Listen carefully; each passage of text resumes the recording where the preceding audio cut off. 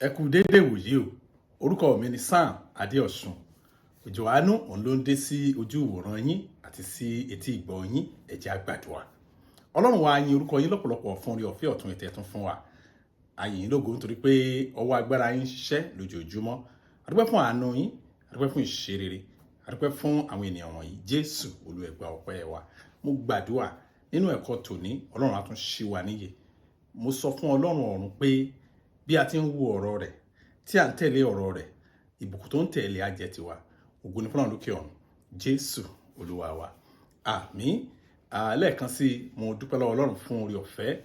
ọ̀fẹ́ ńlá èyí tí Ọlọ́run alààyè tó fún yín, tó fún èmi náà pé lónìí ká tún jọ wo ọ̀rọ̀ Ọlọ́run, ká jọ kẹ́kọ̀ọ́, ká jọ tún gbọ́ díẹ̀ sí nínú ohun tí Ọlọ́run wí fún wa. Ẹ rí, ìgbàgbọ́ tèmi ni pé tó bóyá ṣẹlẹ̀ sí mi nìyẹn o. Bó ṣe ń ka ọ̀rọ̀ Ọlọ́run tí mo mú wá sí ojú ìṣe nínú ayé mi, mo dẹ̀ bẹ̀rẹ̀ sí rí ọwọ́ agbára rẹ̀ láì fi làálàá sí, láì fi wàhálà sí, láì fi àdúrà gbàkú sí. Ọ̀rọ̀ Ọlọ́run wá clear létí wa tọ́lọ́run bá sọ. Mọ̀ pé wá yà ní lẹ́nu pé ọ̀rọ̀ ọ̀hún gan làwọn èèyàn ò fi ọwọ́ tó lè mú. Ṣùgbọ́n ju gbogbo ẹ̀ lọ, mo dúpẹ́ lọ́wọ́ Ọlọ́run fún oore ọ̀fẹ́ tí Ọlọ́run fún yín láti jẹ́ ká jọ máa kọ́ ẹ̀kọ́ Bíbélì ní gbogbo ọjọ́ Friday. Kókó tí a ó ṣẹlẹ̀ lórí ni mo pè ní guide your heart above all else. Pa ọkàn rẹ mọ́ ju ohunkóhun lọ. Ẹ wò, a lè pa owó wa mọ́ sí báǹkì. Àwọn tá ní góòlù, tá ń lo ẹ̀gbà ọwọ́, ẹ̀gbà ọrùn, ẹ̀gbà ẹsẹ̀, ẹ̀gbà etí oríṣiríṣi. Ẹ bá ṣe ń pa mọ́. Ṣùgbọ́n tí Bíbélì wa sọ ni wípé irọ́ o, ju ohunkóhun lọ, gbogbo àwọn kan tá dárúkọ yìí lọ, ká pa ọkàn wa mọ́. Ẹ rí, ó ṣe láàánú pé àwọn kan ò rí bẹ́ẹ̀, wọn ò mọ ìtumọ̀ ọ̀rọ̀ yẹn, torí ẹ̀ la ṣe ní ó dà, ẹ jẹ́ ká tún kọ́ ẹ̀kọ́ nípa ẹ̀. Ẹ wò, wọ́n pa àwọn kan ní psychologist. Àwọn psychologist yẹn, àwọn onímọ̀ ìṣègùn náà ni wọ́n máa ń sábà sọ ọ̀rọ̀ kan jáde, torí ọ̀pọ̀lọpọ̀ wọn tó bá sọ̀rọ̀ a máa ń gbọ́ ọ̀rọ̀ yẹn. Mo kọ sílẹ̀, ó ti mọ́ wọn lára. Bóyá school náà ti gba ọ̀rọ̀ yẹn ni kò yé èèyàn. Wọ́n á ní sow a thought,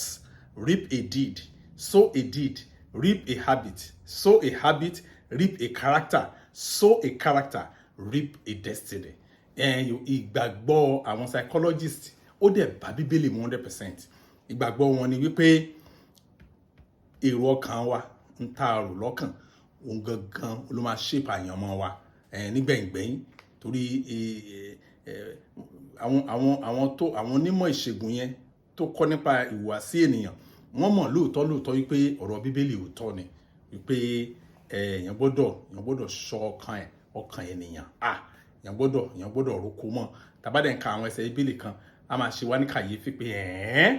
so ibi tí Bíbélì gbé àwọn ọ̀rọ̀ gbà rí. Ẹ wo,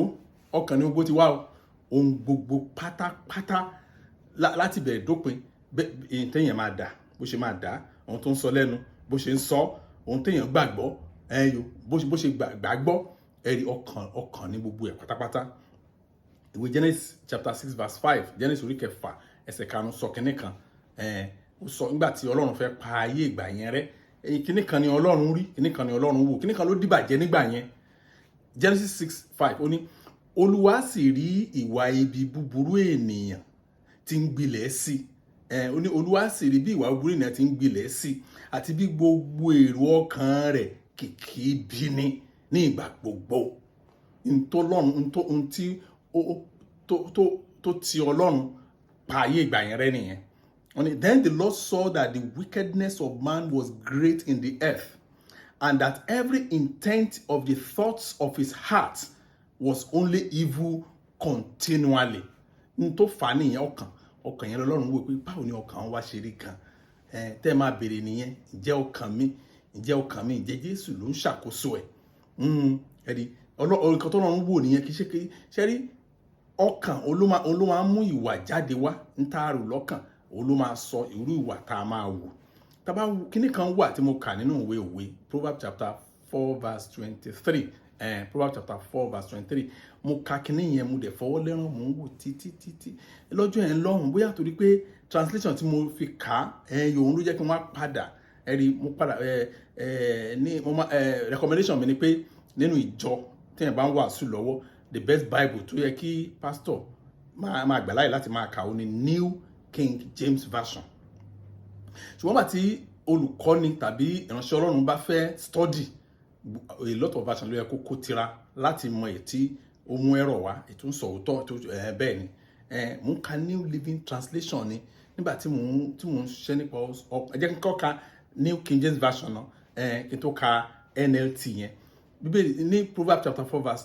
23 ó ní keep your heart with all diligence for out of it spring the issues of life. Mo wo bẹ́ẹ̀ dáadáa mo ní no ọ̀rọ̀ yẹn jinlẹ̀ jù bẹ́ẹ̀ lọ kò lè yé wa now torí pé nǹkan tí Bíbélì sọ ní èdè Hébérù ó jinlẹ̀ ju ọ̀rọ̀ yẹn lọ ṣùgbọ́n bá tí wọ́n á wo New Living Translation ó ní guide your heart above all else for it determines the course of your life. Wow, that is it. Ìtumọ̀ ẹ̀ gangan ni Yorùbá sọ pé ó ní ju gbogbo nǹkan tó kù lọ pa ọkàn rẹ mọ́ nítorí òun ni orísun gbogbo, orísun ìyè, orísun ìṣerere, orísun ikú, orísun ìjàmbá ẹyọ, orísun orí rere, orísun orí burúkú. Ó ní gangan ibi tí ẹ̀rù ọkàn ènìyàn ti bà mí nìyẹn pé wow. Ẹ wo ìdí gbogbo ìdí ni tàbá ní tí mo kọ́ fẹ́ béèrè ìbéèrè yẹn kí n dáhùn wọn rí pé àìrọ̀ ìbéèrè yẹn gan kò ráìtì pé kí ni ìdí ẹ̀ gan tí a fi gbọ́dọ̀ sọ ọkàn wa kápá ọkàn wa mọ́ ju ohun gbogbo lọ ohunkóhun lọ bẹ́ẹ̀ ẹ̀gbọ́n ni ó ní ju gbogbo nǹkan tó kù lọ New Living Translation ní guide your heart above all else for it determines the course of your life. Ju gbogbo nǹkan tó kù lọ pa ọkàn rẹ mọ́ nítorí òun ni orísun ìgbé ayé ẹ̀, òun ni orísun ìyè, òun ni orísun ikú, òun ni orísun ìbànújẹ́, òun ni orísun ayọ̀, ọkàn ènìyàn ní gbogbo ẹ̀ tí Bíbélì sọ gangan nìyẹn.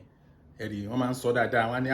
ẹ máa wà orí ọpọlọ ẹ ti dàrú òun ló ṣe ń ṣe kọ́tàkọ́tà màá rẹ́rìn gẹ́ náà kẹ́sìn kàtà pè ní ọpọlọ dàrú. Tẹ́ ẹ bá lọ bá àwọn onímọ̀ ìṣègùn ọpọlọ tẹ́ ẹ bá béèrè lọ́wọ́ pé ẹjọ́ ọpọlọ tó bá possible kan yọ ọpọlọ wèrè kan gbé sí tébù kan yọ ọpọlọ professor kan gbé sí tébù kan wá béèrè lọ́wọ́ ẹnikẹ́ni pé jọ ọpọlọ wèrè dànù méjèèjì irọ́ ẹ lè dámọ̀ bẹ́ẹ̀ ṣe ń wò lẹ́lẹ̀ ọpọlọ kì í dàrú síra ọkàn ló máa ń dàrú tọkàn bá ti dàrú òní oríṣiríṣi wàhálà àti ìbànújẹ́ máa ń wọlé. Ọlọ́run dẹ̀ dá ọkàn wa wà òyìnbó pè ní wà very fragile ó lẹ́gẹ́ gan ó lẹ́gẹ́ ẹ̀yìn bí àwo tán ganan tó bá balẹ̀ tó bá fọ́ báyìí ó ṣeéṣe ká má rojú tó ẹ̀ mọ́ ibi tí ọkàn lè dé nìyẹn. Àwọn kókó mẹ́ta ni mo fẹ́ sáré discuss pẹ̀lú wa tí a bá dẹ̀ mú un lò á rí i pé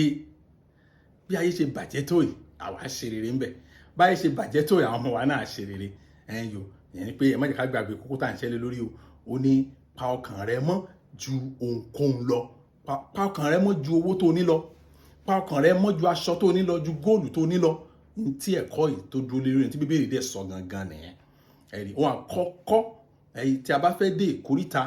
tí ọkàn wa tí ò fi ní parapọ̀ mọ́ làásìgbò àti ìdààmú tó kún ayé òun náà ni pé protect everything that comes into your life. Gbogbo nǹkan tó bá ti kọjá ní agbègbè yín ẹ dákun ẹ dáàbò bo ọkàn yín lórí gbogbo nǹkan tẹ́yìn tó ń kọjá lójoojúmọ́. Yẹn ni pé ohun tá à ń wò lórí TV tá à ń wò lórí fóònù wa ohun tá à ń fetí ara wa gbọ́ ohun tá à ń kà àwọn nǹkan máa ń wọ̀nyí pàápàá ní ayé social media really láyé íńtánẹ́ẹ̀tì a gbọ́dọ̀ make sure pé a ní àṣẹ tó ń ṣe ìgbé ayé wa ìwo ló gbọ́dọ̀ kọ́kọ́ wọlé ìwo ni mi nígbà láàyè kó wọlé. Tẹ́ bá wo ọ̀pọ̀lọpọ̀ àwọn ènìyàn ohun tó kó bá wọn kì í ṣe pé bóyá wọ́n gọ̀ but wọ́n ti set ọkàn wọn láti máa gbọ́ gbogbo nǹkan láti máa rí gbogbo nǹkan. Òótọ́ mo sọ fún wa bí mo ṣe ń bá yín sọ̀rọ̀ yìí Ọlọ́run ló jẹ́ ẹlẹ́rìí mi ó lójú nǹkan tí mo lè wò ó lójú nǹkan tí mo lè gbọ́ ó lójú fídíò tán lè sẹ́ni tí mo lè wò rárá a lot of majority of the video máa kàn ra click ẹ̀ máa delete ẹ̀ kó lórí fóònù mi kì í jẹ́ kó dúró mi ìgbàgbọ́ nínú nǹkan bá àwọn yẹn. Ìdí ẹ̀ ni pé n tí Bíbélì sọ téèyàn ò bá ṣe tá a fi wọnú ẹ̀ṣẹ̀ àti ikú lọ kò ní mọ̀ òótọ́ tó wà bẹ́ẹ̀ ni torí pé ọkàn ènìyàn ó deep gan ó dẹ̀ lẹ́gẹ́ ẹ̀rí a gbọ́dọ̀ rí dájú pé bí ayé fẹ́ bí wọ́n kọ̀ ohun tó lè keep wa ẹ̀yọ sínú Jésù nìyẹn o gbogbo tó bá ti kọjá níwájú wa báyìí ká pa ọkàn wọn mọ́ kì í ṣe gbogbo ìwé lálẹ́ kà ọ̀tọ̀ ni kì í ṣe gbogbo fíìmù lálẹ́ wò rúùlù tiwa nìyẹn lé wa àkọsílẹ̀ fẹ́nikẹ́ni kò sọmọ tá a sọ fún pé má máa wo nǹkan báyìí o ṣùgbọ́n nígbà tí wọ́n rí àwa gan fúnra wa bí a ṣe ń lìdí wọn àwa òbí tí wọ́n rí àwa kan tí àwa gan ń sọ nǹkan dàgbà mọ́ nìyẹn àwọn náà mọ̀ pé kì í ṣe gbogbo ìwé làwọn lè kà kì í ṣe gbogbo website làwọn lè lọ kì í ṣe gbogbo ọ̀rọ̀ làwọn torí pé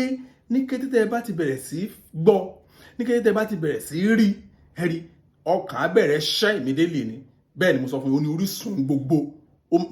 bí manufacturing plant ni tẹ́ bá ti fún ní raw materials báyìí á bá yín tó dáadáa ìtorí ẹ̀ ni bàbá Job ṣe sọ̀rọ̀ kan ní Job 31 verse 1 ó ní I have made a covenant with my eyes why then should I look upon a young woman ẹ̀rí ó ní mo ti bá ojú mi dá májẹ̀mú èmi yóò wá ṣe tẹjúmọ́ wúndíà ẹ̀rí tẹ́ bá dẹ̀ wò pé ní Old Testament nìyẹn Jésù dẹ̀ ní the same principle nígbà Jésù ń kọ́ àwọn ènìyàn ní Matthew chapter 5 verse 28 Jésù ń kọ́ àwọn ènìyàn lọ́jọ́ yẹn ó ní but I say to you that whoever looks at a woman to lust for her has already committed adultery with her in his heart. Ṣètò ìwé yẹn. Wọ́n ní ṣùgbọ́n mo wí fún yín pé ẹnikẹ́ni tí ó bá wo obìnrin kan ní ìwòkuwò tí ó bá ṣe panṣágà tó bá ṣe panṣágà ní ọkàn rẹ̀ ó ti bá ṣe panṣágà ní ọkàn rẹ̀ ó ti bá ṣe panṣágà ní ọkàn rẹ̀ kò mú wọnú yàrá o òun lọ hòtẹ́ẹ̀lì o kò gbé sórí bẹ́ẹ̀dì o ṣùgbọ́n ó ti parí iṣẹ́ nínú ọkàn rẹ̀ kẹ́ lè mọ̀ bí ọ̀rọ̀ tí bàbá Jóòbù ṣe sọ bó ṣe ní agbára tó nìyẹn ṣe rí gbogbo àwọn kéékèèké tá à ń sọ yìí ó ti mú ìbànújẹ́ wọ ìdílé míì ó ti mú orí burúkú wọ ìdílé míì ó ti bà ayé ìṣẹ̀dá àwọn ọmọ míì jẹ́ kí ló fà á nítorí pé àwọn tó wà ní agbègbè wọn nínú ìdílé yẹn wọn ò pa ọkàn wọn mọ́ ẹ má jẹ́ ká gbàgbé o ká pa ọkàn wọn mọ́ ju ohunkóhun lọ ju mọ́tò tá a ní a gbọ́dọ̀ pa ọkàn wa mọ́ jù lọ ní tí Bíbélì rẹkọmẹ́ndì fún wa gangan nìyẹn ẹ̀rí mo ń sọ̀rọ̀ kan lẹ́ẹ̀kan òótọ́ dẹ̀ ni pé olójú kan tí tèmi gbàgbọ́ pé mi lè wò even lórí social media má tí mo bá rántí pé mo ti gbé fún ọtún ó ti wá mọ́ra torí pé ẹ̀jẹ̀ kó mọ yín lára ẹ̀ ṣe over and àti pé àwọn kankan wà tẹ́ ẹ̀ fi kún tẹ́ bá fi àwọn kinní yẹn kún ohun tó rọrùn jù pátápátá nìyẹn wọ́n ti mọ́mì mi kan tí wọ́n fẹ́ béèrè ìbéèrè kan ìbéèrè yẹn lẹ́nu àlùfáà kan ló ń wàásù ṣùgbọ́n fídíò yẹn mi mọ iye mínítì fídíò yẹn ṣùgbọ́n mi ìwò kọjá ìṣẹ́jú kan àti díẹ̀ 1 minute 30 something seconds mo kàn ti gbé nǹkan delete kó lórí fóònù mi ni mo lè dá àwọn mi yẹn lóhùn pé mi nígbà tí wò kò make sense kí ló fà á ìbẹ̀rẹ̀ tí mo ti wò yẹn tí mo rẹ̀ ti gbọ́ ìbéèrè tán béèrè mi ti gbọ́ débi ìbéèrè wọn mo ní mi ní comment lé lórí mi kò make sense rárá gbogbo nǹkan tẹ́ni ẹ̀ bá sọ orí irọ́ ló gbélé torí pé tí tẹ́ni ẹ máa bẹ̀rẹ̀ fídíò àlùfáà àwọn ìjọ kan ní mi dárúkọ ìjọ yẹn ó ní ṣọ́ọ̀ṣì tiwọn o kì í ṣe báíbù nìkan làwọn gbàgbọ́ kì í ṣe báíbù nìkan làwọn gbàgbọ́ àwọn believe ní báíbù táwọn believe ní ọ̀pọ̀lọpọ̀ sacred books bóyá sọ́nà nìyẹn there are a lot of sacred books táwọn gbàgbọ́ mo ṣe gbọ́ yẹn mo ti mọ̀ pé ohun gbogbo tó bá sọ pátá abẹ́ irọ́ hypocrisy àti irọ́ falsehood pàwọ́tà ló wà so lábẹ́ irọ́ yẹn dẹ̀ ni mọ́mí yẹn ti ní ìbéèrè tó bá béèrè so no I don't go there àti ìbéèrè àti ìdáhùn ẹ̀ abẹ́ irọ́ ni so it's not a no go area so n tí mo try sọ ni pé ó ní nǹkan tí mo lè gbọ́ ó lẹ́ni tó lè ṣe program tí mo lè jókòó tí ó ní nǹkan tán lè sọ mo sọ̀rọ̀ kan fún ẹnìkan jọ kan ó ní mo mí nẹ̀ ṣùgbọ́n lọ́dún yẹn lọ́hùn òun náà wá bẹ̀rẹ̀ sí rí àwọn kan tí àwọn Yorùbá àwọn náà lè ṣe yẹn mọ́ mo sọ ohunkóhun tí ò bá ti fi máa ń sọ mo ní how does that add value to my life mo ṣe máa ń sábà sọ nìyẹn pé ṣé kínní kí ló àdìmọ̀ ayé mi mo ṣe gbọ́ yìí kò àdìmọ̀ ayé mi bí rọ̀ tí mo àparí tí mo ṣe lẹ́ẹ̀kan yẹn mo study canonization ẹ̀wọ̀n pé náà ní canon nínú theology yẹn ni pé àwọn ìwé tá a rí nínú Bíbélì yẹn báwo ni wọ́n ṣe come to the agreement àwọn òfin wo ni wọ́n lò tó fi come to the agreement pé gbogbo ilé ẹ jẹ́ ká fi kún ẹ jẹ́ ká pa ilé pọ̀ mọ́ ilé ká pa ilé tí wọ́n fi lo àwọn kan dòní ẹ̀rí mo ní òye ẹ̀ dáadáa mo dẹ̀ rí pé àwọn tí wọ́n fi sínú bíbélì kò tẹ̀ wọn kàǹtì àsọ̀rọ̀ Ọlọ́run torí ọ̀rọ̀ ara ni láàrin méjì kan làwọn kan ṣàti ṣe kinní kan tí wọ́n ní àwọn so nǹkan tí mo try sọ ni pé dòní mi ò gbọ́ ìlótọ́ mi ẹ̀sà ṣé ti mọ̀ nǹkan tẹ́ni báyìí sọ ọmọ náà does that value to my life mi ò gbọ́ ìgbà kan wà bí wọ́n ṣe ní ọ̀rọ̀ ẹnìkan tí ẹnìkan kú lòtẹ́ẹ̀lì ẹ̀ tí wọ́n lọ sín tí wọ́n lọ ṣe kinní kan bó ṣe pọ̀ tó lórí íńtánẹ́ẹ̀tì báyìí níwájú Ọlọ́run àti ènìyàn mi ò mọ̀ nǹkan tó ṣẹlẹ̀ òótọ́ tó wà bẹ́ẹ̀ ni ó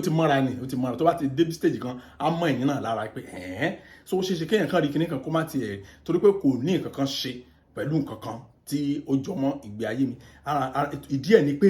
ìdí ẹ̀ ni pé mo ti sọ di iṣẹ́ ẹ̀rí láti ṣe kíni o láti pa ọkàn mi mọ́ fún irú àwọn kan báwọn ẹ̀ tẹ́ bá rí wọn ní pásítọ̀ kan ń bẹ́ẹ̀ nìkan ṣàgbèrè kí ìṣọjọ́ kan ló bẹ̀rẹ̀ kó pa ọkàn ẹ̀ mọ́ ni ẹ̀rí that's why ti bíbélì sọ fún wa pé a ò gbọ́dọ̀ kọjú ìjà sí ẹ̀ṣẹ̀ ẹ ká sá fún pátápátá ni Sátánì lọ́rùn bẹ́ẹ̀ ni ká kọjú ìjà sí wọn ṣe bá rí báwọn pásítọ̀ yín àwọn pásítọ̀ wa mo pè ní pásítọ̀ yín àti pásítọ̀ wa ṣe ni wọ́n ṣe yí padà láyé táwa ẹ̀yọ bíbélì sọ pé ní ẹ kọjú ìjà sí èṣù ṣùgbọ́n kẹ́ ẹ sá fún ẹ̀ṣẹ̀ ṣùgbọ́n lónìí wọ́n á ní ẹ kọjú ìjà sí ẹ̀ṣẹ̀ kẹ́ ẹ sá fún èṣù mọ̀mọ́ ìyá kan wà lẹ́yìn àjẹni ẹ sá o ẹ tè lọ́rẹ́ǹtì lé mi o ẹ̀yọ ẹ sá fún èṣù ẹ̀yọ wọ́n ti yí báìbù wọ́n ti yí ipò ẹ̀rí so kókó bẹ̀ ni pé tí a ò bá kíyèsára tí ọkàn wa bá ti gba tó bá ti gba mo pè ní raw materials tó bá ti kó raw materials ibi wọnú ẹ̀ tó bá ti bẹ̀rẹ̀ sí process ẹ̀ ó máa shape destiny wa pátá ẹ̀rí tí a bá fààyè gbà ó ló máa sọ bí ayé wa ṣe máa rí ẹ̀rí mo rántí mọ́mì yẹn lọ́wọ́ ti pẹ́ gan wọ́n sọ fún mi wọ́n ní ọkọ wọn báyìí ló ṣe mo ní mọ́mì yẹn ti lose ọkọ yín wọ́n ní kí ló dé wọ́n ti ṣe ọkàn wọn lẹ́ ó ti di ẹ tó ìgbà wọ́n rí ẹgbẹ́ kan lórí íńtánẹ́ẹ̀tì ọkọ wọn wọ́n rí group association kan lórí íńtánẹ́ẹ̀tì nọ́mbà tẹ́rìsì nọ́mbà wọlé wádìí pé ká má ka bíbélì mọ́ pé wọ́n bẹ̀rẹ̀ sí sọ nínú ilé wọn pé bíbélì yẹn ò jẹ́ nùn àwọn ìwé kan wà tó lágbára bẹ̀rẹ̀ sí ka 6 and 7 books of Moses ìwé pidánpidán ìwé kìíní kan before you know it the man abandoned his wife his children ó kàn bẹ̀rẹ̀ sí ṣe dédé káàkiri náà so ibo ló ti bẹ̀rẹ̀ kò pa ọkàn ẹ̀ mọ́ ó expose ọkàn ẹ̀ sí gbígbọ́ oríṣiríṣi fẹ́ mọ oríṣiríṣi títí ìdìbàjẹ́ ṣe wọ bó ti tó ṣe wọnú ayé ẹ̀ ìkíní nìyẹn má yẹ ká bẹ̀rẹ̀ number 1 tí mo sọ yẹn o tí mo sọ débẹ̀ ni pé protect everything that comes into your life ibẹ̀ ni mo ti sọ̀rọ̀ lórí nǹkan tá à ń gbọ́ nǹkan tá à ń wò nǹkan tá à ń gbọ́ nǹkan tá à ń wò nǹkan tá à ń kà nǹkan mẹ́ta ẹni èyí tá à ń gbọ́ bóyá rédíò ń sọ̀rọ̀ bóyá àwọn fídíò kan ọ̀rọ̀ tó ń sọ orin tí wọ́n ń kọ èwo ló tírì wá ń bẹ̀ ṣé tóbìnrin bá yọ̀dí sí kámẹ́rà tó bá ń gbọ̀n ìdí ẹ̀ ló mú arẹ́rìn ká ti mọ̀ pé àti ní problem ọkàn wa ti ṣe kí ni ó ti wà polluted already nìyẹn à ń ṣe Ojo Aanu plus kan ní ọjọ́ kan wọ́n á sọ̀rọ̀ kan bẹ̀ mú ní àwọn pastors kan wà Nàìjíríà yẹn lọ́kùnrin lóbìnrin wọn iṣẹ́ ìránṣẹ́ ọ̀run àpáàdì ni pátápátá pọ́nbélé ọ̀run àpáàdì ni ẹ̀ka tó bá tẹ̀lé iṣẹ́ ìránṣẹ́ irú àwọn pásítọ̀ bẹ́ẹ̀ kò lè wọ́n ní erépa ìbímọ rẹ̀ kò lè bímọ rẹ̀ ẹkún ìbànújẹ́ òun ló máa padà sí kẹ́yìn kí ló fà wọ́n máa sọ fún yín pé ìwọ tó bá fẹ́ kí obìnrin gba ọkọ ẹ ìwọ náà tó bá ṣẹ̀dùn sí ọkọ ẹ tó bá dòru aṣọ tó yẹ kó máa wọ̀ ní kíní tó yẹ kó máa ṣe ní kó ká nǹkan ẹ mọ́ra àwọn obìnrin náà máa pàtẹ wọ́n máa yọ ẹkún àti ìbànújẹ́ òun lẹ́ ń wò yẹn tí ọkàn ènìyàn ò bá wà polluted kó lè rí gbogbo nǹkan rẹ̀ kò ní apply sí love nínú family kò sáàyè ni wọ́n sì sọ rán mi létí àwọn kan pariwo lójoojúmọ́ pé káà náà máa ṣe family oriented program fún husband and wife ayé ní òsì ní enough hand ní kò rọrùn bẹ́ẹ̀ ṣe sọ yẹn mọ́jọ́ tá a ti polówó bible talk ni àti arrive lórí nǹkan tá a fẹ́ ṣe gangan náà ni kì í ṣe pé bí àwọn nǹkan tá a máa sọ ń bẹ̀ wọ́n máa apply worldly ideas wọ́n fẹ́ fi solve spiritual things marriage ọlọ́run ló dálẹ̀ ọlọ́run ló initiate marriage ló create ẹ̀ gbogbo àwọn solution rẹ̀ dédé tọ́kàn bá ti pollute òun lè máa rí bẹ́yẹn ọkọ mi sọ pé tí n bá ti máa wo irú àwọn aṣọ báwọn wọ̀nyí òun ò ní fẹ́ mi mọ́ ọkàn ọkọ ẹ ti wà polluted ọkàn ẹ ti dàrú gbogbo nǹkan tí ó ń rí yẹn àwa mi sọ pé ó fàwọ́ náà wọnú ẹ á fàwọ́ náà wọnú ẹ̀ṣẹ̀ lọ kò ká ìtọ́jú abẹ́ nìyẹn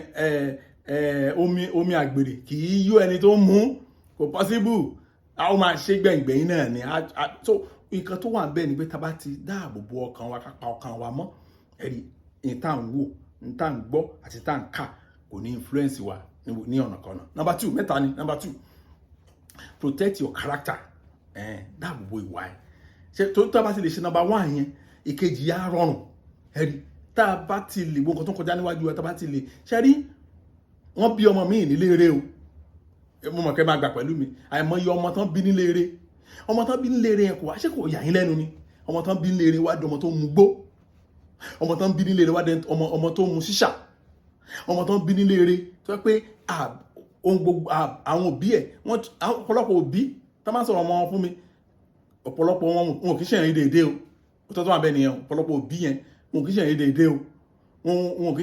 í ṣe ìyá ìyá ọ̀pọ̀lọpọ̀ wọn kì í ṣe bàbá ìyá o ṣùgbọ́n tó ṣẹlẹ̀ ni wípé wọ́n ibìkan lack nínú training àwọn ọmọ yẹn wọn ò jẹ́ kán mọ̀ pé ó yẹ kán protect ọkàn wọn kán pa ọkàn wọn mọ́ lára ìtàn bá rẹ̀ ti ṣe tàkọ́kọ́ yẹn ní ìtàn rí ní ìtàn gbọ́ ní ìtàn kà tán bá ti lè pa ọkàn wọn tán bá ti pamọ́ fún number 2 á rọrùn wọ́n á lè protect ìwà wọn wọ́n á lè protect character wọn ẹ̀rí ọmọ mi mọ̀ bí bàbá wọn kò mọ gbórí kò rí gbó lẹ́nu bàbá ẹ̀ ọmọ mi mọ̀ pé ìyá wọn ò ṣàgbèrè rí ọmọ mi mọ̀ pé in fact àìmọye ọmọ tí a ní àǹfààní bẹ́yẹn láti bá sọ̀rọ̀ tí àwọn ìyá wọn mú wá bá wa tí wọ́n dẹ̀ sọ pé they love their mother they love their father their father tried for them their mother tried kí ló tún wọ́n á fi ẹ wá béèrè lọ́wọ́ wọn pé kí ló tiẹ̀ fi wá san fún wọn pẹ̀lú ìwà rere ohun tó fà ní pé ìdìbàjẹ́ ó ti wọnú ọkàn wọn so àwa ni a fún ìwà wọn láti túnṣe nǹkan táwọn òbí wọn ṣe lórí ìwà wọn àwa dásán mo gbàdúrà lálàyé lórí àwọn ọmọ yín kò ní dásán lórúkọ Jésù Kristi so nǹkan kejì tó yẹ ká ṣe ni pé ẹ̀rí ká dáàbò bo ìwà wa ká pa ìwà wa mọ́ ìwà wa tí wọ́n fi kọ́ wa ìwà wa tí wọ́n fi kọ́ wa èyí tá a gbọ́njúmọ̀ ìdílé tá a ti wá àwọn ìwà rere tá a ní èyí tá a kànú bíbélì èyí tá a ti ń practice tẹ́lẹ̀ ẹ má jẹ́ kẹ́ni kó dàrú mọ́ wa lọ́wọ́ ìtorí ọ̀nà tẹ́lẹ̀ fi lè dáàbò ìwà yín ni pé be mindful of the crowd you keep àwọn wo lẹ̀ ń bá rìn ẹ̀rí àwọn èèyàn understand the fact yẹn àwọn wo gangan òun lẹ̀ ń bá rìn mo rántí ọmọ school yẹn lọ́hùn nígbà tí àwọn boys kan tí wọ́n rape ọmọ yẹn lady kan wọ́n rape àwọn 6 wọ́n rape ẹyọ ẹnìkan tó ṣó ọlọ́run wá ṣe ẹ̀mí ò bọ́ sí ó lọ sí police station pẹ̀lú bó ṣe wà yẹn wọ́n gbé lọ hospital direct wọ́n test ẹ̀ wọ́n affirm pé wọ́n rape ẹ̀ ní ibi tọ́lọ́run ti máa mú wọn láti ṣe DNA jáde ńbẹ̀ wọ́n rí àwọn boys yẹn mú wọ́n mú wọn pátá àwọn 6 now nígbà tí wọ́n wá fà wọ́n lọ fà wọ́n bọ̀ wọ́n wá ní ọ̀rẹ́ ẹ̀ tímọ́tímọ́ tó jẹ́ roommate ní school yẹn òun ló sọ fún yín pé kán rape ẹ̀ then kí ló ṣe yẹn ni pé ọ̀rẹ́ ẹ̀ yẹn bó ṣe jọ ń gbé pọ̀ yẹn bọ́kùnrin ilé ṣe ń gbé lọkùnrin tó ń gbé owó wà lọ́wọ́ ẹ̀ ẹ̀yọ iPhone ló ń lò ó bẹ̀rẹ̀ sí gbádùn láìbá rẹ̀ ṣùgbọ́n kejì ó rántí ọmọ ẹni tó ń ṣe ẹ̀rí ìwà ẹ̀ ó kíìpù wà ẹ̀ ṣùgbọ́n kò ní òye wípé tó bá fẹ́ kíìpù wà ẹ̀ yanjú o gbọ́dọ̀ ṣọ́ra fún àwọn tó ń bá rìn o gbọ́dọ̀ bá like mind nìkan rìn mo sọ fún wa dáadáa náà ẹ̀mọye ìránṣẹ́ Ọlọ́run tá a mọ̀ tẹ́lẹ̀ ṣùgbọ́n ní tèmi mi ò kí n fi ń bojú ìrọ̀ o tó lè mi ò ní dá káyé bí bàjẹ́ ẹ̀yin náà ń kọ́ ẹ ṣe jàre ẹ̀yin náà ń kọ́ èmi dá ìwọ yìí láyé mi rẹ̀ tí tèmi á fi bàjẹ́ màá máa pariwo ní ẹ̀rí tẹ́ bá ti fi ṣe ìwà bẹ́yẹn ẹlòmíà ni òun fẹ́ ṣẹ́yìn kó má dàbí pé yẹn ló máa bà tẹlòmíì jẹ́ torí wọ́n béèrè lọ́wọ́ ọmọ yìí lóòótọ́ àwọn oníròyìn pé ó ti mọ̀ pé ìwà ọmọ yìí so ọmọ yẹn ìkejì yẹn no I'm a virgin no I'm a virgin bó ṣe sọ fọ́ọ̀rọ̀ ẹ̀ nìyẹn jẹ́ ká jáde ká lọ pàtí àìrọ̀ mo mọ lébi tí mo ti wá and I promise my parents that I be a virgin till I marry bó ṣe sọ fọ́ọ̀rọ̀ ẹ̀ nìyẹn ìyẹn ló bí ọ̀rẹ́ ẹ̀ nínú pé àdèmà pariwo I'm a virgin ó kàn lọ bá ọmọ burúkú ló ń lọ́ọ̀rẹ́ burúkú ló bá ẹni ó máa ń gba bábá ẹ̀ kọjá ẹ̀ lọ rí ipò ẹ̀ kó má bàa máa sọ̀rọ̀ yẹn lẹ́nu mọ́ ìdí tí wọ́n fi tán ti rí mú ni pé ẹni tó ń bá rìn wọ́n bèèrè lọ́wọ́ ọmọ yẹn pé ṣé bó ti mọ̀ wá ọmọ yẹn pé kì í ṣe ọmọ kan tó wá láti ilé eré ó nígbà tó jẹ́ pé kò lè convince òun láti dẹ́ṣẹ̀ but mo wá ibi tó ọmọ yẹn ti ṣí gangan nìyẹn ó ṣẹlẹ̀ sí ọ̀pọ̀lọpọ̀ àgbàlagbà náà nígbà tó máa sọ pé ọ̀rẹ́ mi àwọn ayé nìyẹn ó dẹ̀ ń bá rìn àwọn ayé dẹ̀ nìyẹn kò sí kó má pa ẹ́ lára kò sí o ẹlòmíì kú lẹlòmíì fi ń di ikú lẹ́lòmíì fi ń di ẹ jọ̀ọ́ ẹ má jẹ́ kẹ́nikẹ́ni mú ìdìbàjẹ́ wọ ayé yín tẹ́ bá ti ń bẹ ẹnìkan tẹ́ bá ti rí àwọn kinní kan lọ́wọ́ ẹ̀ tẹ́ bá ti rí àwọn kinní kan lọ́wọ́ ẹ̀ wọ́n rántí lọ́dún yẹn lọ́hùn ọdún àṣẹbẹ̀rẹ̀ iṣẹ́ ìránṣẹ́ ni nǹkan sì le kọjá wẹ́rẹ́wẹ́rẹ́ mo sọ wá mi ní the first 5 years mi as a pastor mi pray ẹ̀ fún anybody mi ò gbàdúrà ẹ̀ fún ẹnikẹ́ni fún ìránṣẹ́ Ọlọ́run kankan the first 5 years mi lásìkò gbà yẹn a ní arákùnrin kan tó pè é ní wòlíì ẹ̀yìn àmọ̀ dáadáa tó pè é ní wòlíì ó ti dọ̀ràn báyìí ó ti dìdàkudà ó ti forí ṣánpọ́n báyìí ó wà láyé o but ó láwọn tó ń gbàdúrà fún náà ṣùgbọ́n ọ̀nà ti jìn ẹ̀yìn nínú òṣì àti ìyà àti ìráre ẹ̀rí ọjọ́ kan lájọ ń sọ̀rọ̀ ló wà àmú ní mo ti ń lọ lé àti ẹ̀mọ̀kan tá a máa jẹ lálẹ́ pé kí n tètè lọ tiẹ̀ bèèrè lọ́wọ́ ìyàwó mi pé ṣó ti rọ́nà àbáyọ ń tiẹ̀ torí mi ò tí ì ní ló wá ní ló máa ṣe olódà pé àwọn ọlọ́run kan dá àwọn kan máa jìyà olódà pé wà lára àwọn ọlọ́run kan dá kó máa jìyà àwọn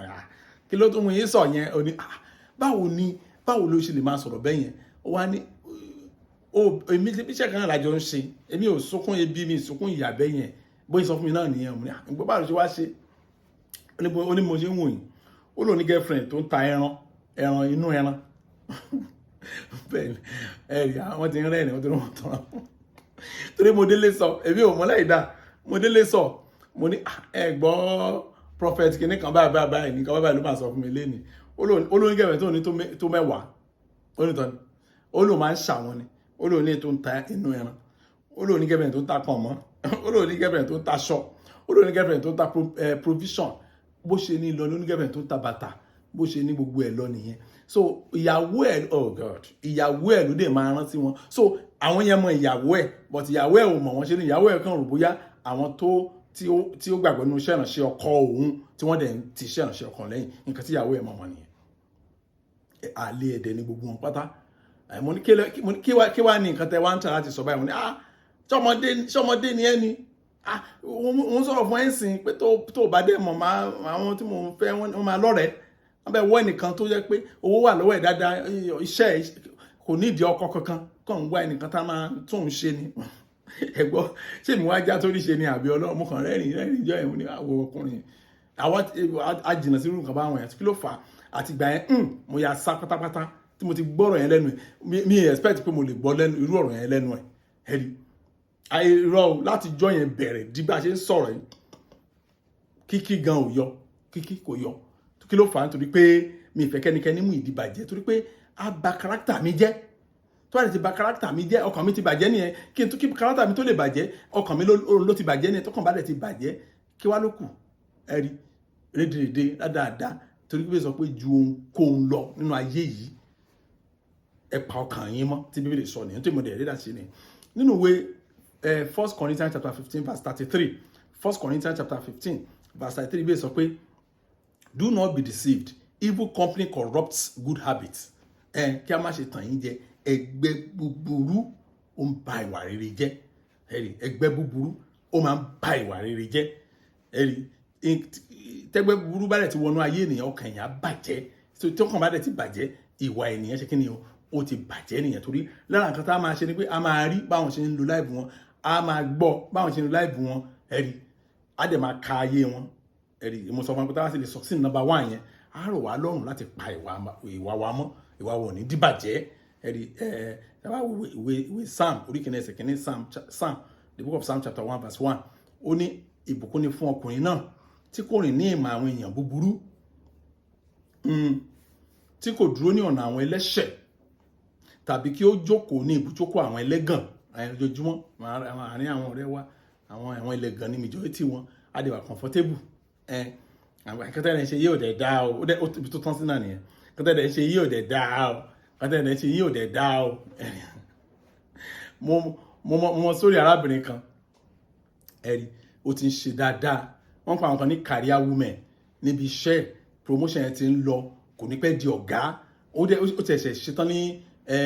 yunifásitì ni ẹ̀rí ó ti lọ yunifásitì tẹ́lẹ̀ tó fi gbaṣẹ́ yẹn ó tún wá lọ kàwé mọ̀wé ẹ̀rí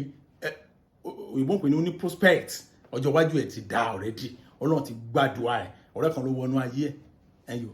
tó dẹ̀ mú ìdìbàjẹ́ wọnú ayé ẹ̀ ó wá ba ìwà ẹ̀ jẹ́ a very lovely lady very lovely lady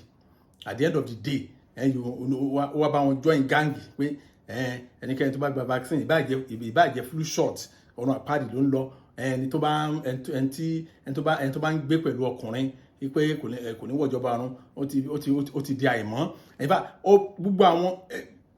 bóyá ṣọ́ọ̀ṣì ní ká pé ibi tó jọyìn o bóyá ẹgbẹ́ kan ní ká pé ibi tó jọyìn o ṣùgbọ́n ọ̀rẹ́ kan tó wọnú ayé ẹ̀ òun ló mú ìdìbàjẹ́ wọnú ayé torí pé arábìnrin ọ̀rẹ́dà ti pa ìwà ẹ̀ mọ́ ẹ̀rí ó ti mú nǹkan burúkú wọnú ọkàn ẹ̀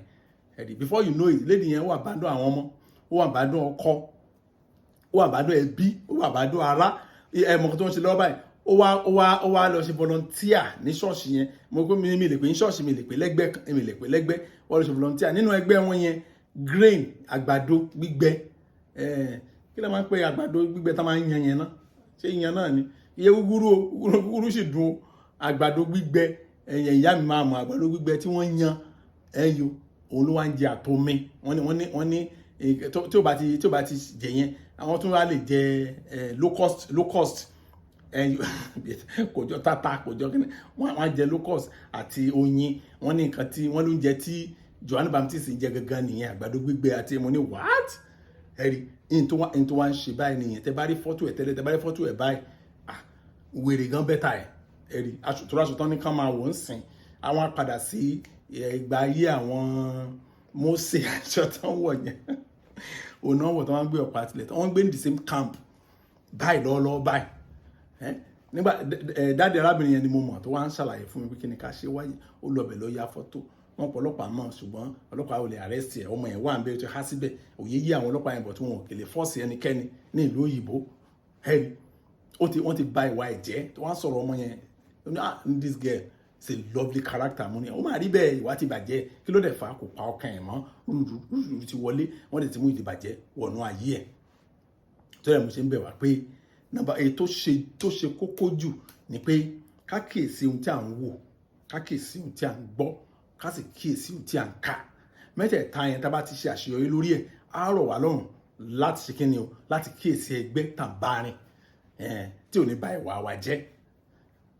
mo fẹ́ kó yí wa ni mo ṣe ń try láti repeat ara mi díẹ̀díẹ̀ o fẹ́ torí process ni a lè mú number 2 ìkáfẹ́ number 1 lẹ̀ number 1 láti kọ́ máa ṣe àṣeyọrí ẹ̀ mo bẹ̀yìn tó lọ lọ́yìn tẹ́ ń lo internet ẹ kíyèsí pátápátá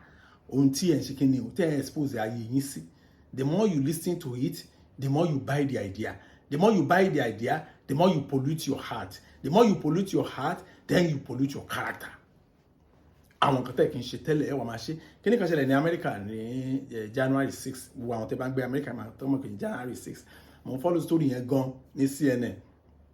ní January 6 yẹn àwọn kan wọ́n lọ ṣe riot wọ́n wá ṣe lọ sí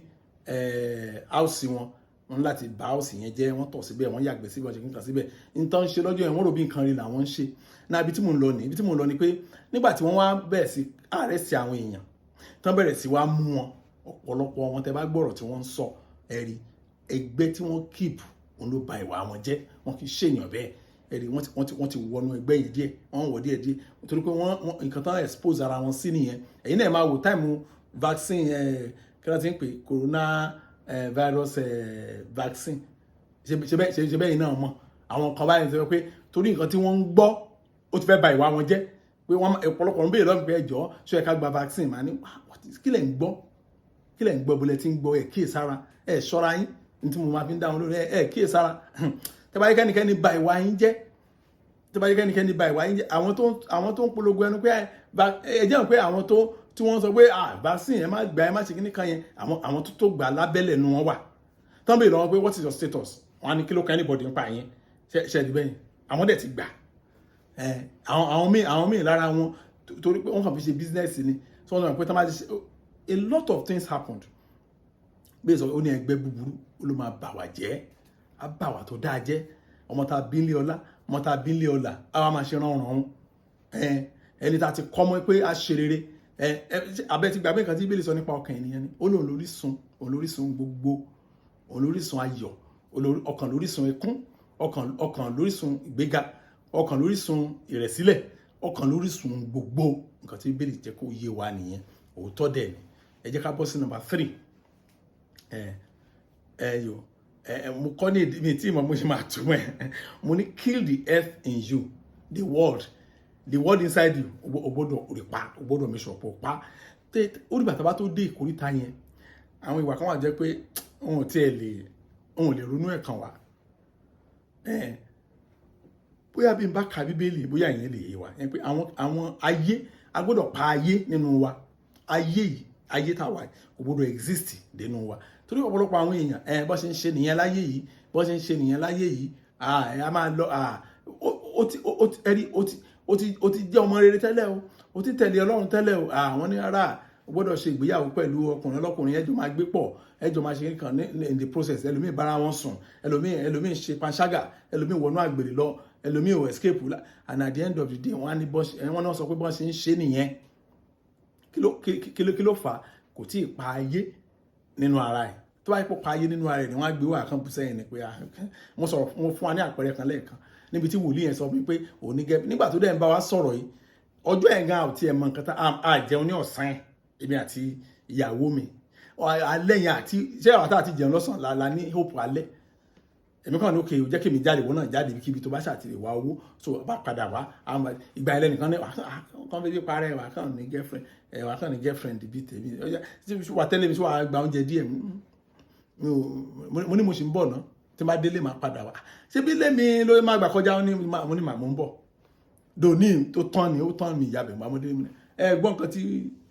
àwọn wòlíì sọ ní ilé ìwúṣe pọ̀tẹ́rí ó máa rọrùn fún wa nígbà tí a bá kíyèsí nǹkan tá à ń wò tá à ń gbọ́ àti nǹkan tá à ń kà tá bá ti lè ṣẹ́rí number 1 yẹn tá bá ti lè ṣàṣeyọrí ẹ̀ á rọ̀ wá lọ́rùn láti pa ìwà wa mọ́ ìkẹta yìí a máa dé ìpele tó ga ìpele yẹn ni pé ayé àpà ayé nínú tiwa a lè pa ayé ní gbogbo ayé ṣùgbọ́n ayé tó wà nínú wa a máa pa bíbélì sọ̀rọ̀ kan níbẹ̀ ó ní Colossians chapter 3 verse 5 and verse 6. Colossians chapter 3 verse 5 and verse 6. Only, therefore, put to death your members which are on the earth: fornication, uncleanness, passion, evil desire, and covetousness, which is idolatry. Because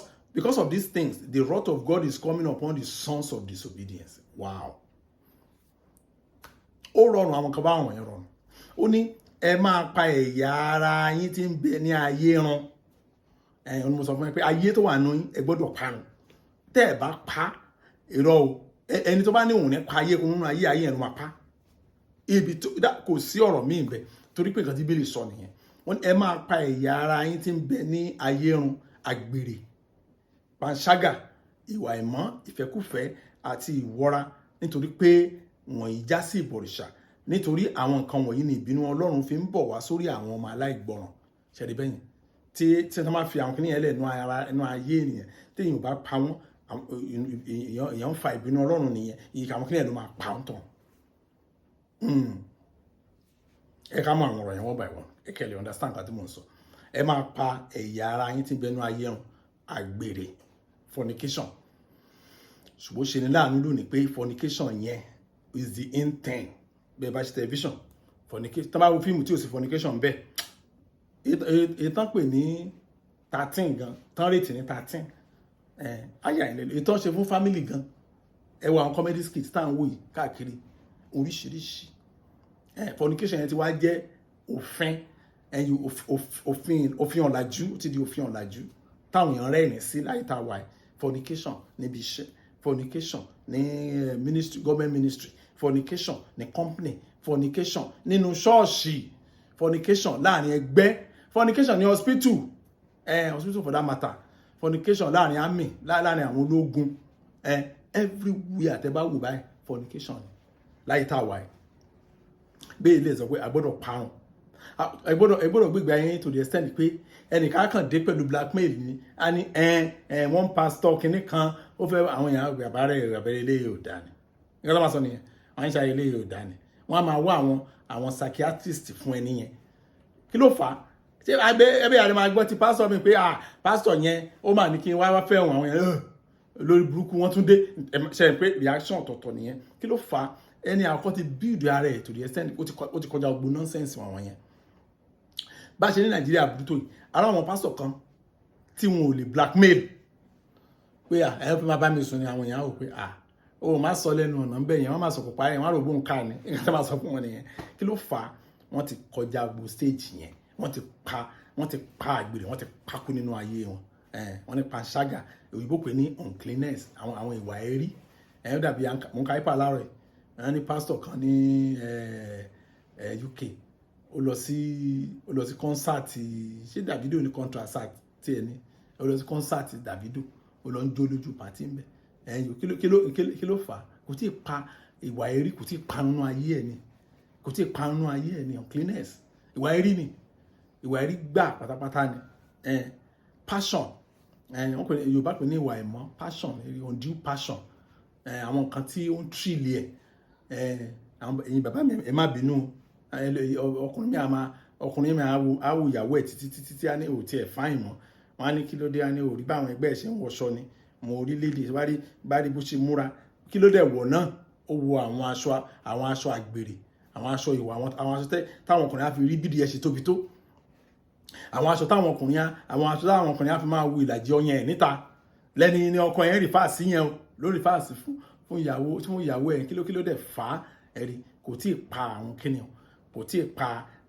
passion burúkú kò tí ì pa nínú ayé ẹ̀ àwọn nǹkan tó ń fún ní joy nìyẹn àwọn nǹkan tó ń fún ní tó mú kó máa rẹ́rìn nìyẹn ó ti wá gbàgbé pé process obìnrin tẹ́ fẹ́ jọ ẹ̀ náà sì níyàwó ẹ̀ ṣùgbọ́n process tó ń pass through yàtọ̀ sí process tọkùnrin ń pass through òun ló sọ ní bó ṣe dà yẹn kì í ṣe pé bóyá ìgbé ayé ẹ̀fẹ́ rí bẹ́ẹ̀ ẹ̀rí ìwà tí yẹn sọ fún yín sà ni pé ẹ náwó lé ìyàwó yín lórí ẹ náwó lé lórí ẹ̀rí pé kò sóbìnrin tí ò fáìn bẹ́ẹ̀ ni ṣùgbọ́n kẹ́ ẹ máa ṣe máa wá pé ìyàwó yín mo kan lánàá mọ́mí kan ló sọ ọmọ ọlọ́kan sọ pé òun kan lánàá ó wọ ọṣọ yìí bó ṣe dá obìnrin yẹn dúró nìyẹn pé bolo ti ráṣọ ó wá sọ òun wá rà fún ẹ mo láṣọ òun wá dà báyìí wọ́n á nà sókè kí ni òun dàbí mo ní kàn wọ̀ wọ́n ní dáàdì mi ò wọ́ mi lè wọ́ mi ẹ ní kẹ́ ẹ wọ́ kí n wò yín sẹ́ẹ̀ wọn àwọn dáàdì yẹn dà wọn náà wà ní sálẹ̀ ẹ lọ sálẹ̀ kẹ́ ẹ wọ́ kẹ́ gbé fídíò sí ẹ gbé fídíò dání báyìí ẹ wọ́ báyìí ẹ gbé fídíò dání báyìí kẹ́ máa lọ sálẹ̀ kẹ́ wá sọ pé pásọ sáà wà lórí fídíò báyìí bẹ́ẹ̀ ni nǹkan tí mọ́mí yẹn ṣe nìyẹn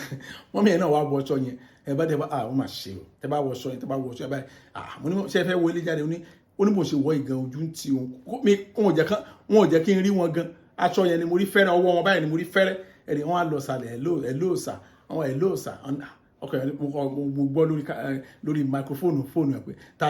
ta lè bá sọ̀rọ̀ ó ní pásọ Sam yó mi ìwà mọ̀ nǹkan tó kọ̀ ẹ̀ wá sọ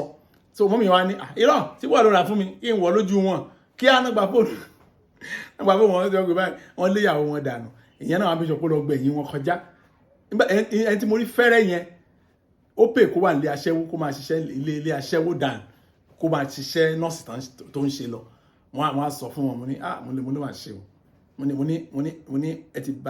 bà ìwà yín jẹ́ so ẹ ti bà ọkàn yín jẹ́ ó yẹ torí pé ẹ tí ì pa ẹ tí wọ́n ní kí n má bínú èmi kọ́ lè kẹ́ ẹ bẹ ara yín lẹ máa bẹ èmi kẹ who am I èmi èèyàn ṣáá ni mí kò bẹ́ẹ̀ fọ́ mi létí kò sí nǹkan tí mo lè ṣe tí máa gbé yín lọ sí kóòtù gan tí mi bá rí ẹ̀rí tó dájú màá lùzì kéèsì yẹn ṣùgbọ́n ara yín ni kẹ́ ẹ bẹ ẹ̀rí kẹ́ ẹ ṣiṣẹ́ lórí ọkàn yín ti dàrú ọkàn yín ti bàjẹ́ ẹ̀ra aṣọ ìmúni definitely ẹ ti ń ṣàgbèrè nìyẹn ẹ ti ń bá àwọn obìnrin bẹ́ẹ̀ irú obìnrin bẹ́ẹ̀ ló ń wù yín bóyá obìnrin tẹ wá rí tó wọṣọ yẹn ẹnu yín ò gbà láti lẹ fẹ́fẹ́ òun lẹ ṣe wá rà fún ìyàwó yín ó ti di toy ó ti di sex toy mọ́ yín lọ́wọ́ ẹ̀rí but inú mi dùn sáwọn ọmọ mi yẹn ẹ̀rí wọ́n gba dignity wọn padà ẹ̀rí ìdí ẹ̀ tó fi wà important ẹ̀kọ́ tá à ń kọ́ yìí ìdí tó fi wà important ni pé inú ìwé Luke chapter 6 verse 45 Luke chapter 6 verse 45 ó ní a good man out of the good treasure of his heart bring forth good díẹ̀ nìyẹn tó máa ní somebody is a good man irọ́ nínú ìṣúra kan wọ́n ní ènìyàn rere láti inú yàrá ìṣúra rere ọkàn rẹ̀ ní mú ohun rere jáde wá ọkàn ní orísun gbogbo ohun tó sọ di èèyàn rere náà ní orísun nǹkan tó ń sun jáde nínú ọkàn ẹ̀ wọ́n àti ènìyàn búburú láti inú ìṣúra búburú ọkàn rẹ̀ ní mú búburú jáde wá ẹ̀yìn o ṣẹ́ni bẹ́yìn wọ́n ní nítorí láti inú ẹ̀kúnrẹ́rẹ́ ọkàn ni ẹnu ti máa ń sọ jáde inú ẹ̀kúnrẹ́rẹ́ ọkàn ẹ̀rí ẹ̀kúnrẹ́rẹ́ ọkàn ohun tọ́kàn yín bá ohun tẹ́ bá fi train ọkàn yín ẹ̀rí tẹ́ bá fìdí ẹ̀ òun ló máa produce fún yín so kí lẹ̀ ń fìdí ọkàn yín gan ìdí ẹ̀ nìyẹn tó fi jẹ́ dandan pé ẹ bẹ̀rẹ̀ ṣiṣẹ́ lórí ọkàn yín báyìí ó máa ń lead yàn sí ìyè ayérayé ni. Ẹ̀rí Proverbs chapter 23 verse 7 verse 7 mo kàn fẹ́ ka the first side there ni ó ní for as he thinks in his heart so he is. Ẹ̀rí wọ́n nítorí pé bí ó ṣe ń rò ní ọkàn rẹ̀ bẹ́ẹ̀ ni ó rí. Dáàdi bẹ́ẹ̀ ṣe ń rò náà bẹ́ẹ̀ ṣe rí ọkàn yín òun ló fà kì í ṣe nǹkan mi bẹ́ẹ̀ ń tẹ́ ẹ dà ọkàn yín òun ló sọ yín dà tí bíbélì yẹn sọ nìyẹn. Ṣùgbọ́n kókó ẹsẹ̀ níbo ẹsẹ̀ tí mo ti ń kà fún yín látàárọ̀ yìí òun ló wà nínú ìwé òwe yẹn Proverbs chapter 4 verse 23 òun gangan ni kókó gbogbo ẹ̀kọ́ tá à ń ṣe ní àtàárọ̀. Ó ní guide your heart above all else. NLT version. Guide your heart above all else, for it determines the course of your life. Ju gbogbo nǹkan tó kù lọ, pa ọkàn rẹ mọ́ nítorí òun ni orísun ayé ènìyàn. Òun ni orísun ayé ènìyàn. Ohun táyé èèyàn máa dà tí ìrújú bá máa wọlé ọkàn òun ló máa sún jáde. That's why tó fi jẹ́ pé ilẹ̀kùn ọkàn àti gbẹ́ngbẹ́ng ni. Ó ní nǹkan tẹ́ gbọ́dọ̀ gbà láàyè láti sípìn. Ó ní nǹkan tẹ́ gbọ́dọ̀ gbà láàyè láti máa feed ọkàn yín, or else tí ìwà fi dàrú èèyàn ní mọ̀mọ́. Tó bá dẹ̀ ti wà ní ọkàn yẹn á máa dàgbà, kò ní ṣe báyà kò ní ṣe pa. Pé number 3 wà nìyẹn, kò ní ṣe pa mọ́. Ẹ̀rí tí bá dẹ̀ ṣe pa òun ló máa rún yẹn nìyẹn gbẹ̀yìn. A rí àwọn tó jẹ́ pé olówó gidi ni wọ́n, ọlọ́lá ni wọ́n dẹ̀ wọ́n ẹ̀bí bí ẹni gidi, àgbèrè ló sọ wọ́n lórí burúkú. Ara àwọn pásọ̀ jẹ́ pé wọ́n sábà wọn nígboro. Ẹ̀rí wọ́n ṣe sàdánkátà fún lójú àgbèrè ló sọ wọ́n dẹni yẹpẹrẹ. A rí ọ̀pọ̀lọpọ̀ ọ̀gá iṣẹ́ àgbèrè. Ẹ̀rọ àwọn ọ̀pọ̀lọpọ̀ teachers ni àwọn lecturers gbogbo tó jẹ́ pé sex for mark ni, ṣùgbọ́n àgbèrè ló sọ ẹlòmíì lórí burúkú tó sọ family ẹ̀dẹ́ ni yẹ̀yẹ́. Ẹ̀rí kí ló fà á? Wọn ò guide ọkàn wọn, wọn ò pa ọkàn wọn mọ́. Ẹ̀rí wọ́n ti expose ọkàn wọn. Teacher kan ní ọ̀nà láti èèyàn fi ní ṣàgbèrè báyìí ẹ wo nǹkan táwọn ọmọ wọ̀nyí wọ̀. Ìdí ẹ̀ ni pé o ti pa ẹ̀yà, o ti dé level 3 yẹn ni láti pa àwọn ẹ̀yà wọn yẹn run. Ẹ lè nà wọ́n lẹ́gba yunifásitì, wọ́n ti mature. So ohun tó bá wù ní káwò kó wọ̀. Kò sí bá ṣe ṣe ní ẹnu bẹ̀rẹ̀ sọ pé má wọlé wá bá mi. Ṣùgbọ́n nígbà tí ẹ bá ti pa àwọn ẹ̀yà burúkú àwọn yẹn, èèyàn gbègbè ayé ẹ̀ kò tí ẹ ní rí gan, kò ní rí. Ẹnìkan ló lòun ti bá ojú òun dá májẹ̀mú yẹn pé òun tẹ̀ ní wo wúndíá ẹ̀ tí ì ṣe ìyàwó ẹ̀ kí ló ń wo fún. Ẹ̀rí Ọlọ́run ràn yín lọ́wọ́ bẹ́ẹ̀ ṣe ń fẹ́ láti tẹ̀lé àṣẹ Ọlọ́run, bẹ́ẹ̀ ṣe ń fẹ́ láti mú tí Ọlọ́run sọ. Ṣùgbọ́n kò kárí ohun gbogbo náà ní wípé ẹ jẹ́ ká pa ọkàn wa mọ́ ju ohunkóhun lọ. Tá bá fi ṣe gbòógì inú ayé wa, a rí i pé nínú ayé yìí ayé táwa yìí kò lè dá sí o. Ẹ gbà mo sọ fún yín o. Tá bá sọ̀rọ̀ nípa moral kò lè sí good moral, a máa bad sí ni. Tá bá sọ̀rọ̀ nípa ẹ̀ṣẹ̀ kò lè improve, a máa bad sí ni. Má sọ̀rọ̀ nípa ìjọ kò lè improve, a máa worse sí ni. Ṣùgbọ́n ọ̀nà táwa lè fi ṣe àṣeyọrí nínú rúdurùdu wọ̀nyí náà ni wípé irú ẹ̀kọ́ tá kọ́ lónìí á lè jẹ́ ká navigate ayé wa, á lè jẹ́ ká dé ìbùté ire nínú ayé wa. Má jẹ́ ká gbàgbé mo ní level mẹ́ta ni. Number 1, protect everything that comes into your life. Ohunkóhun tó bá ti wá sínú ayé, that is ntẹ́ ń wò, ohun tẹ́ ń gbọ́ àti ohun tẹ́ ń kà. Wọ́n á bèèrè lórí internet, ẹ kíyè sára gan tẹ́ bá ti wà ní online. That's number 1. Number 2, tẹ́ bá ti lè ṣe yẹn àárọ̀ yìí náà láti ṣe. Number 2, protect your character. Protect your character. Ṣé àdí protect your character yìí? Àwọn tẹ́ ń bá rìn, àwọn lè máa wò lérí abẹ yẹn. Àwọn gan ni mò ń bá rìn. Àwọn olọ̀rẹ́ mi gan. Àwọn ni kòríkò sùn mi. Àwọn làjọ ń sọ̀rọ̀ níbi iṣẹ́, ládùúgbò, ní ìdílé. Ṣá ní the same character, ṣá ní the same goal. Bí sọ pé àwọn méjì ò lè rìn pọ̀ láì jẹ́ pé wọ́n ṣe kíni o. Bí ìpín wọn rẹ́. Tẹ́ ẹ rí pé àárọ̀ yìí náà láti ṣe number 2. Àwọn àárọ̀ yìí láti wá bọ́ sí level 3 tó jẹ́ adult level. Yẹn ni pé ẹ pa ayé tó wà nínú yín. Tẹ́ bá ti fi kíyèsí pé àgbèrè wà mí, ẹ pa àgbèrè kú, ẹ máa parun ni, ó máa kó wá tán. So tó bá wo nídìí kó jù díẹ̀, tó bá wo nídìí kó gbé díẹ̀ síta, kò ìyẹn ò ní jẹ́ nǹkan tó tírìlì yín mọ́. Àyà yín lẹ́nu kò tẹ́ni tírìlì yín náà. Àtọ́ pé what is the meaning of all this nonsense? Ẹ̀rí nonsense ló máa jẹ́ létí yín torí pé kíni, tó pé ẹ ti pa ẹ̀yà yẹn, ẹ ti parun. Ẹ̀rí panṣágà ò ní ìtumọ̀ mọ́. Àwọn ìwà ìmọ̀, covetousness, owó lówó, evil desire. ẹlòmíì lọ́kàn ẹ̀ ìyàwó ọ̀rẹ́ ó ti bá sùn tán lọ́kàn rẹ̀ ìyàwó ọ̀rẹ́ ó ti bá sùn pátápátá ẹ̀yìn nínú ọkàn ẹ̀ lọ́hùn evil desire ni covetousness ojú kòkòrò nǹkan ní nǹkan gbogbo nǹkan báwọn èèyàn tẹ̀ ní kò ní come across wọn ni ìwọ ẹ̀dẹ̀ tún lè rọ̀ kí ṣe pé ó lè ó ti pa àwọn ẹ̀yà yín ó ti pakú nínú àgọ́ ara bẹ́ẹ̀ ṣe ń dùn láti tẹ̀lé ìfẹ́ ọlọ́run ọwọ́ ọlọ́run á ṣiṣẹ́ fún yín mo gbàdúrà ẹ jèrè ọlọ́run nínú ayé yìí ẹ dẹ̀ fi ìjọba ọlọ́run ṣèrè jẹ ẹ jẹ́ á gbàdúrà ọlọ́run wa a dúpẹ́ lọ́wọ́ yín fún orí ọ̀fẹ́ náà ìtẹ́ fún wa a dúpẹ́ fún ẹ̀kọ́ tòní a máa tuntun gbọ́ o lórúkọ Jésù ẹ̀mí tó jẹ́ olùṣe ọ̀rọ̀ náà Olúwa ẹ fi fún wa afẹ́kẹ́ mú kó rọrùn fún wa láti tẹ̀lé àṣẹ yín lórúkọ Jésù Kristi á rọ̀ yín lọ́rùn láti tẹ̀lé àṣẹ ọlọ́run ògo ọlọ́run yóò sì máa farahàn nínú ayé yín agbára wa láàyè rẹ̀ lójoojúmọ́ a máa ṣiṣẹ́ gbọ́ àdúrà Jésù Olúwa wa ǹjẹ́ kí ló fẹ́ Jésù Kristi Olúwa wa fẹ́ mọ́ tí ọlọ́run dàpọ̀ tiẹ̀ mọ́ kó máa bá wa lọ kọ́lọ́run kó ṣàánú fún wa kárí ojú rere rẹ̀ ní orúkọ Jésù Kristi Olúwa wa àmín. Praise the Lord. Hallelujah. Thank you and God bless you.